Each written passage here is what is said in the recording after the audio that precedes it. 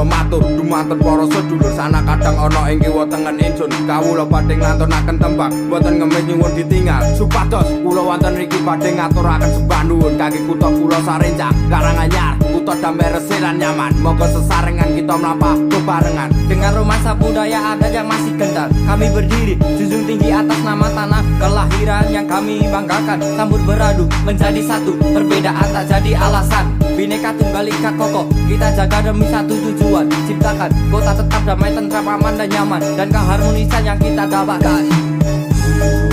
Kutha Karanganyar tentrem adem ayem bumi Surakarta lereng lawu lemah Jawa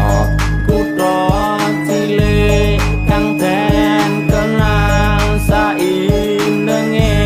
Nusantara Kakek Gunung Lawu dadi patok Isrito Rindang Semeru Sewu lan ono samber nyawa kutha Karanganyar tentrem ramah lan prasaja bukti kang kamulyan Karanganyar Gusih Mulya julukan Intan Pari kutha cilik migunani kendele budaya tansah jaga lemah bumi matur nuwun sanget cukup kula kang wicara bila wonten lepat kula nyuwun pangapura Pangeran Saben Nyawa pencetus Karanganyar penuh dengan makna kota tentang bahagia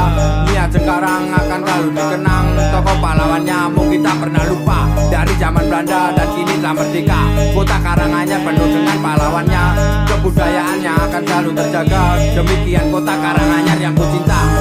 Kutha Karanganyar tentrem adem ayem bumi Surakarta lereng lawu lemah Jawa kutha cilik kang den kenal saindenge Nusantara cobaan ramah rakyate prasojo saha prayoga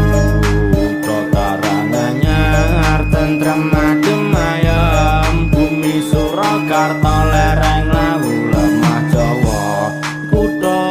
cilik kang den kenal saindenge